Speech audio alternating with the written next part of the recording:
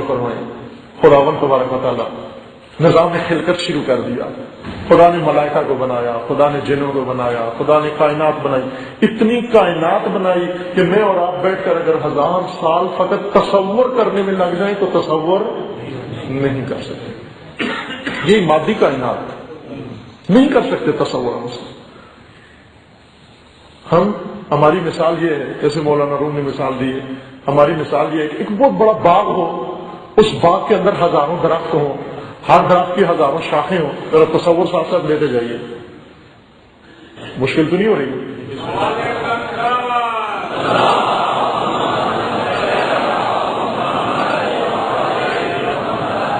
ہزاروں میٹر بڑا باغ ہو، اس کے اندر ہزاروں درخت ہوں، ہر درخت کی ہزاروں شاخیں ہوں، ہر شاخ کے ہزاروں پتے ہوں، اور ایک پتے کی پشت پر ایک چونٹی رہتی ہو. ایک پتے کی پشت پر ایک چونٹی رہتی ہو.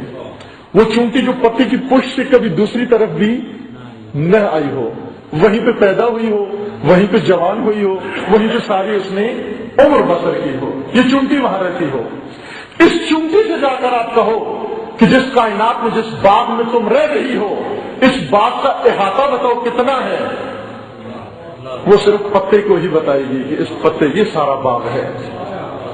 وہ چونٹی جیسے پتے کا وہ دوسرا رخ بھی نہیں معلوم، اسے کیا معلوم کہ جس شاخ پہ تم ہو اس پہ ہزاروں پتے اور بھی ہیں، اور ان پتوں کے دوسرے رخ بھی ہیں، اور ان شاخوں کے علاوہ ہزاروں شاخیں اور بھی ہیں، اور جس شاخ پر یہ درخت ہے اس درخت ہزاروں درخت اور بھی ہیں، اور ہزاروں باغ اور بھی ہیں. تو ایسی چونٹی کو جو پتے سے اس طرف کا حال بھی نہیں جانتی، اسے کیا پتا کہ باغ کا باغبان بھی ہے.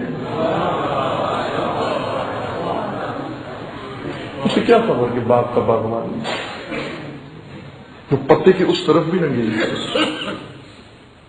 کائنات بہت عظیم ہے عزیزان. لوٹا کھڑکانے کی ضرورت نہیں ہے. نماز شب پڑھو، 2 رکعت نماز شب پڑھ کے پھر باہر آ جاؤ، کھلے آسمان کو دیکھو، قدرت خدا کا مشاہدہ کرو، ان ستاروں کو دیکھو،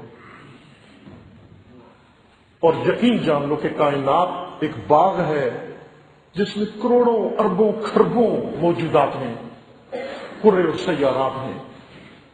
اور آپ ایک چھوٹے سے ذرے کے اوپر، زمین ایک ذرہ ہے اس کائنات کے اوپر، اس ذرے کے اوپر ہم رہتے ہیں. اس ذرے میں بھی پورا ذرہ ہمارے اختیار میں نہیں ہے، ہم ایک بر اعظم میں رہتے ہیں. اس ذرے کے اوپر بر اعظم بنائے ہوئے ہیں، نام بھی بر اعظم رکھا ہوا ہے.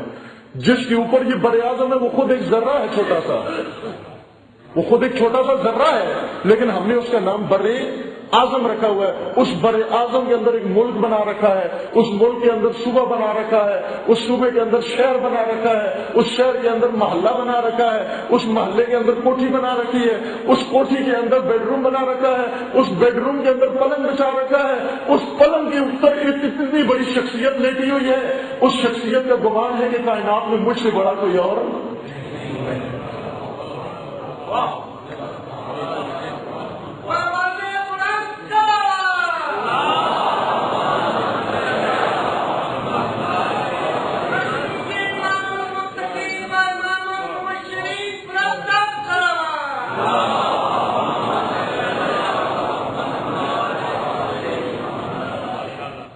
ہمارے دل نرم نہیں ہے، گردنیں نہیں جھکتی، اکڑ کیوں ہے؟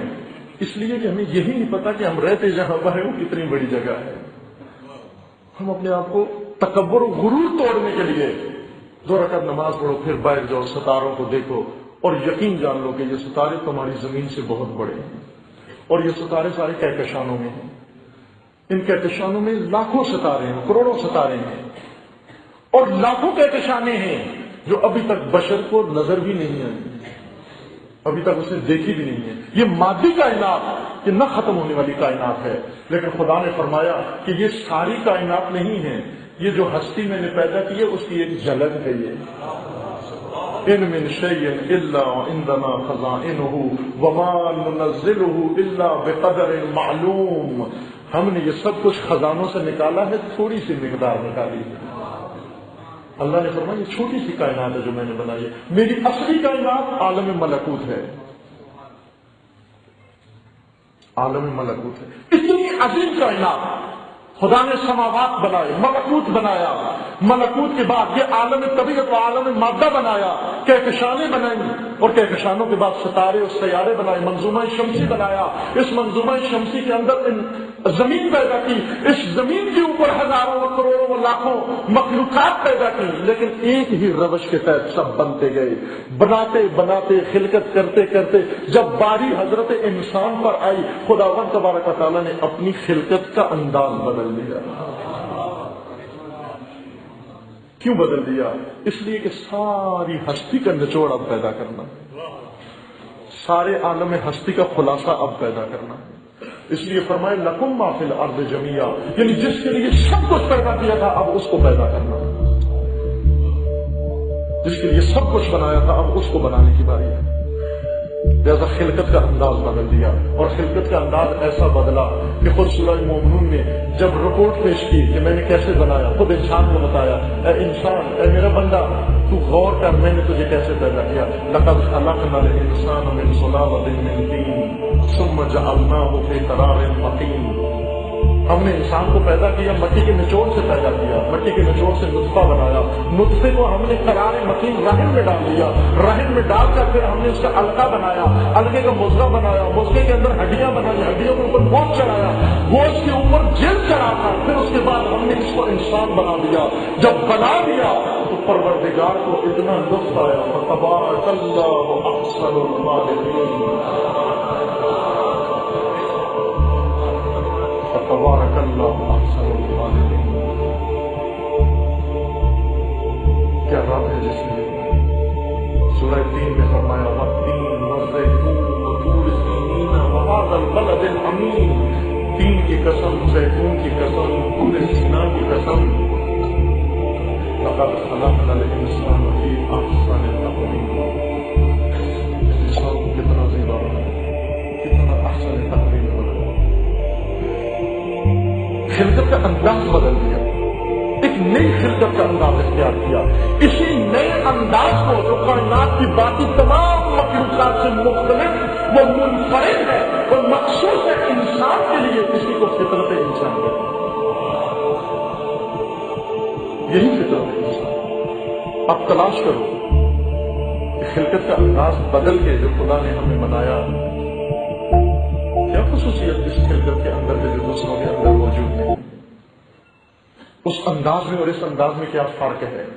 جب یہ راز کھل جائے گا ہمیں فطرت کا پتہ مل جائے گا، اس وقت فطرت سے آشنا ہو جائیں گے، اس وقت فطری امور سے بھی آشنا ہو جائیں گے، اس وقت فطرت کو زندہ بھی کر لیں گے، اس وقت فطرت کی پرورش بھی کر لیں گے، فطرت کو فرمان بھی چڑھا لیں گے، اور اس وقت فطرت کے ہدایت کے راستوں کو بھی مان لیں گے، فطرت کی ہدایت کی کتاب کو بھی مان لیں گے، اور فطرت کے آئمہ کی بھی پیروی شروع کر لیں گے، فطرت کے مارکے بھی سمجھ میں آ جائیں گے۔ ہم کہتے ہیں یا لیتنا کنا معکم فنفوز فوزا عظیما، اے کاش ہم بھی ہوتے وہاں پر، مجھ جیسوں کے کہنا چاہیے اے کاش ہم نہ ہوتے وہاں پر۔ کیوں؟ اس لیے کہ وہاں فطرت و طبیعت کی جنگ تھی، فطرت و غریزہ کا لشکر تھا۔